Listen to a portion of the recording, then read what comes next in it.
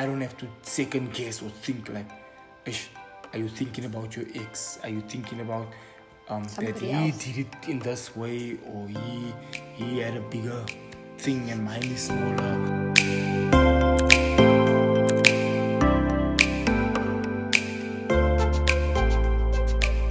Ladies and gentlemen, welcome to it. It is another video. And so yeah, thank you so much for joining us. So listen, when we first started this whole series about just speaking about relationships and speaking about couples and all that kind of thing, we decided that we're going to go on this journey. And I think in the first video that we put out, we set out the different topics that we want to touch on, right? And one of those major topics were we said we're going to speak about different types of relationships. We said we're going to speak about sex. We said we're going to speak about pornography. We said we're going to speak about all these things. And today we want to speak on the issue of sex, right? And so the dangers of sex. So I think just to start off, right, before we get into it, what's your views on sex? Well, we obviously follow a very Christian way of doing things, and I think most of our decisions and our thought patterns are based on biblical principles. Mm-hmm. So for me, it's a very intimate thing. It's a spiritual thing, and it's a connection on another level. It's not just about being physical. Mm-hmm. It's about connecting on a spiritual level with each other and becoming one with one another. Mm-hmm. So for me personally, sex is it's a very deep thing, and I think it's something that once you've given it away, it's not something that you can have back. And that is why it's intended to be with one person, and it's intended to be with the one person you're supposed to be spending the rest of your life with. So that's I guess that's my views, like in a nutshell, on sex. We love, like you mentioned earlier, that you've alluded to, in there's different worldviews. So there's many different worldviews. Different people believe in different things. But for our lives, we see the world in almost a Christian worldview, or or we could say a secular worldview, secularism worldview, right? So these two worldviews usually oppose one another. So usually when the one worldview wants to follow a certain way of life, the other one usually opposes it. So what we find is in Christian worldview, which is the one we subscribe to, is usually the worldview that says sex, number one, this is what Christian worldview subscribes to. Number one, sex is an institution that has been created by God, right? Mm-hmm. To be enjoyed within the confines of a marriage between a man and a woman. So that's what we as a Christian worldview define sex to be, right? And so when we find people, so all my years speaking in youth ministry, I always to tell people, guys, it's not that God doesn't want you to have sex. In fact, sex is beautiful, and that's what God wants for our lives. The challenge is how sex is being held. And so we understand in biblical scripture that Satan always takes something beautiful that God has made and he perverts it. He turns it around. He turns it into something that it wasn't meant to be. So Satan then takes, number one, sex outside of the confines of marriage. I think to just put it in a nutshell is that from a Christian worldview, we believe that sex should be enjoyed within a confines of marriage between a man and a woman. And that's the Christian worldview. And as it is now, if you had to have that worldview 10 years ago, it would be okay. It would have been, yeah. But if you have to have that worldview now, it is no longer okay. It will be challenged. People oppose it. Yeah, it will be opposed. And also, we've got the cancel culture going out there, so it's not a very popular way of thinking. And so we've been involved with counseling so many different times. We're speaking to people who have gone through this, and I can state without fear of sounding ignorant that indeed, in fact, there's a whole chapter that you deal with on sex outside of marriage, in counseling, cleaning in premarital counseling. That is a massive thing that needs to be dealt with. And And so the point that we're making here is not to condemn someone who may have done it or who is still doing it, but is more so to say that it does have an effect. It does have an And effect. it does make a difference, and it can influence your life in a negative way if it's not dealt with correctly. That also, and having said that, is not that we're condemning someone else who's had a road to walk on or has been through a few things. What we're saying is that it's imperative that it needs to be dealt with, to unpack it and all of that. But if you're in a position where this hasn't happened, or you haven't made decisions to have sex with someone just randomly, you can avoid so much things in your thought process. And also you going into marriage, and there's a whole history that needs to be dealt with, it kind of puts the other person at a disposition of where is this person's mind. So there's so many things that you can prevent by not doing certain things as far as sex is pertaining. Let's talk a little bit about our upbringing and what we decided to do. So we are both raised in, I would say, Christian homes. Yeah. We were both told that sex needs to be held for marriage, right? And we both held that worldview, right? We did. Over time. And sorry, I know the screen went off, but never mind that. I'm not even going to bother with it. And we both held that worldview. And we've then decided to pursue getting married as virgins. What in our experience would you say, if we could take 5 points that a secular worldview makes to oppose a biblical worldview or Christian worldview? I'm gonna say off the top of my head, you need to test it before you drive it. It's a big one. It's a big must. It's a big one that a secular worldview holds. Can I just comment on that? The thing with that is that a lot of people say, "Oh, but you must test drive it, and what if you don't like it with this person or that?" The very point there is that you don't know anything else.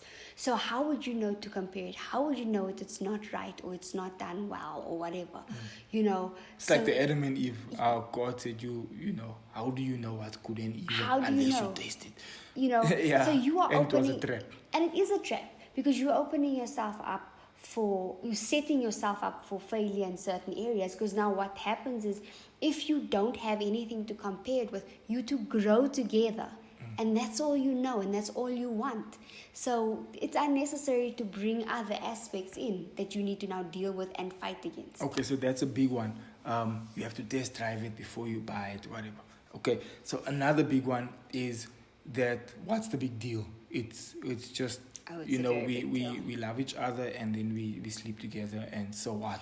But wait, that's another thing. Having sex is not making love. Is sex love? It's not. It is a form of you consummating. of consummating, but there's a physical aspect and there's an intimacy aspect. So sex outside of intimacy is just lust. It's just lust. Okay. So those are two. So we decided to go with the route of we're gonna wait for each other. What is number one major benefit? Let's mention a couple of major benefits. Number one, what's the major benefit? I would throw a major benefit in there. The fact that we didn't have anyone else to compare each other with. Yeah. That to me was a benefit. It is a benefit because you don't have anything. You don't bring unnecessary doubt into the marriage or towards one another, and also you don't know what else is out there. So all you really want is each other. I'll throw another benefit in there. The fact that we enjoyed our consummation of our marriage in a place of wholeness. There wasn't a feeling of guilt. There wasn't a feeling of shame. There wasn't a feeling of, ish, what did I do? They call it, the secular worldview calls it the walk of shame. After the night, and now in the morning, you must wiggle your way out. The parents are there, or this guy has kids, or this guy has whatever the case, man. Now you have to do the walk of shame. And I watched something the other day that said that a lot of people's first encounter with sex was a shameful encounter. It was like, I'm not supposed to do. Why innately did you feel ashamed when you did it? Because innately, God has placed inside of you, in your heart, in your spirit, in your being, that this should be enjoyed in the confines of marriage. So when you do it outside, you feel a sense of shame, you feel a sense of guilt. You're scared to tell someone. You hide. You don't tell him. So and I was watching this, and the guy said, "Did you ever have sex? And then the next day, like you broke your virginity when you were 16. Then the next day you were like, yay! You went to go tell your mother, and you told everyone at a family event that you broke your virginity. You didn't do that.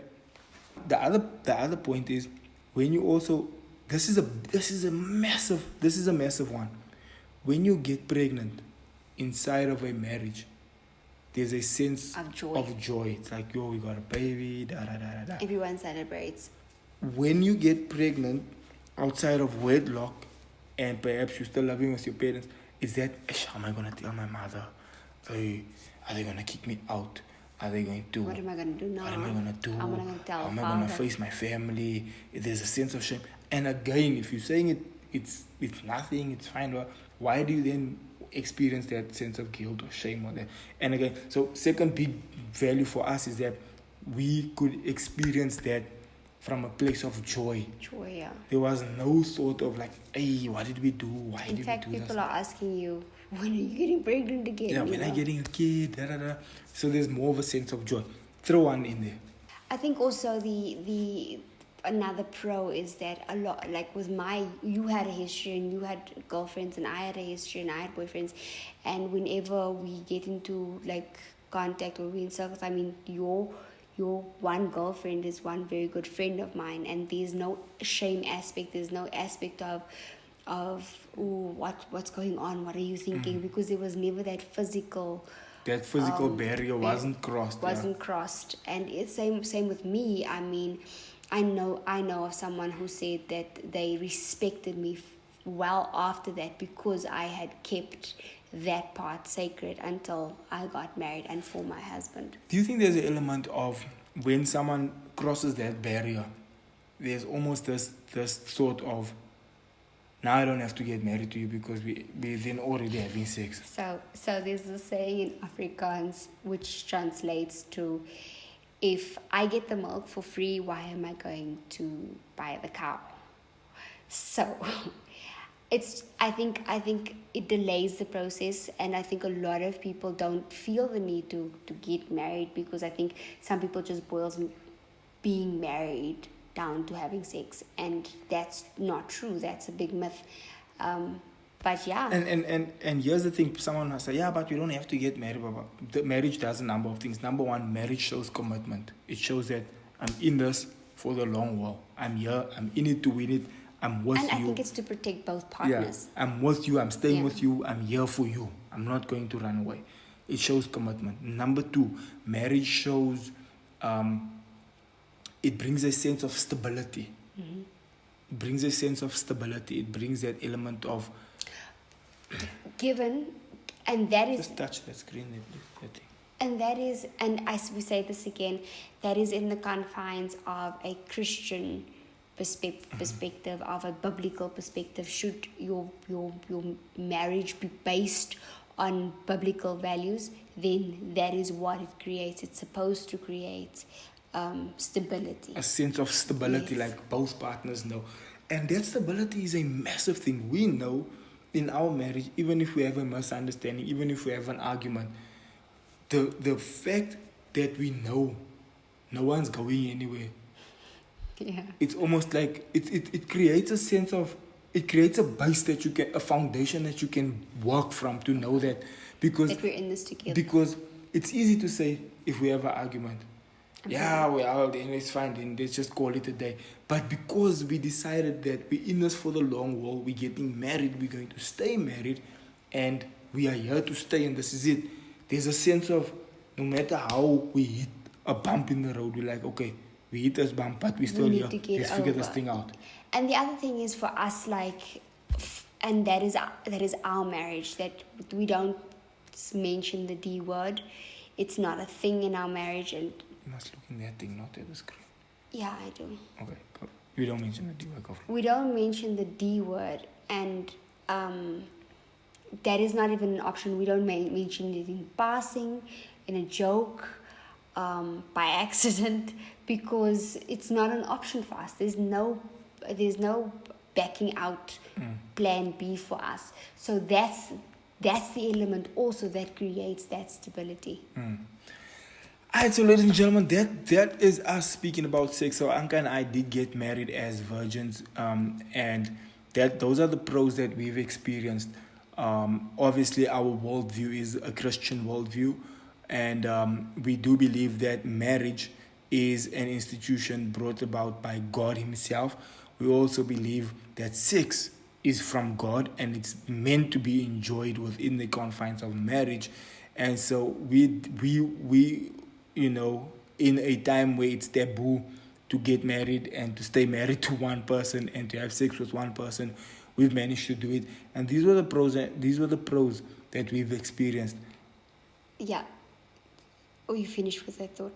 Yeah. Okay. So, and once again, we say that we don't claim to know everything.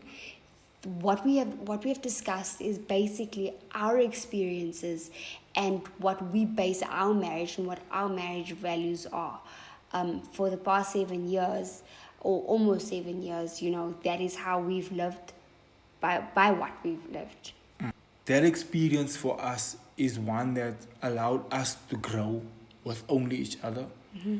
That experience was one that brought about a strong sense of trust. Mm-hmm. That strengthens the bond to know that I don't have to second guess or think like, are you thinking about your ex? Are you thinking about that he did it in this way, or he had a bigger thing and mine is smaller, and and all this, and that sounds funny, but I've had conversations with gents that tell me that says, yo, bruh, she tells me straight, yeah, yours is not so big like the others, or this kind maybe of I'm situation. just ignorant, but I don't know that's a thing. But that's a thing. And what it creates insecurities, it creates comparison, or even the guy to the girl. Yeah, my ex's things were bigger than yours, breasts were bigger than yours, or she used to do the styles and you don't want to try the styles, or whatever the case might be. And these elements bring in elements of insecurities. They bring in elements of comparison. They bring in those elements of insecurity. It's a massive thing. They bring in these elements, and the point that I'm making here today is that you can avoid all those things. You can avoid those things if you do it the way that, and we obviously advocate for the Christian worldview way of doing things. If you do it the way that, in fact, not even just the way God intended for it to be from the beginning, that's it, before Satan came and perverted it, you can avoid all those elements. And I'm telling you, based off years of counseling, based off years of dealing with young people, based off years, there's nobody watching this video that can sit there and tell me, you're talking nonsense, that doesn't happen. Based off experience, I've spoken to people that is a God-given fact, that these points that we're mentioning now is a thing. And the other thing as well, right, is I've had friends, personal friends, who have been with guys, and especially their first, and they would tell me, I wish I waited. Alright guys, so that is our experience with marriage. We just spoke, just from our hearts, we just shot from the hip, and we do hope that you manage to learn something out of that, or manage to gather something out of that. Again, it's a very taboo topic in the season and the place, that the time that we live in, that everything that God has intended has been so perverted and so flipped on its head, to the point where something that even 10 years ago was okay has now become, if you stand for what you believe is moral values, has now become taboo. But there are still couples out there who believe to do things the way God intended for it to be. And there are still those out there who believe that, how our Christian worldview, the biblical way of doing things, is the right way of doing things. And that's the stance we have decided to take. And you are free to disagree with it. You are a autonomous being. You can have your own belief system, your own thing that you decide to believe. However, you will get to the other end of the table and discover that the way God intended for it to be is actually a better way for it to be. So guys, see you on the next video. Love you. Bye. Bye-bye.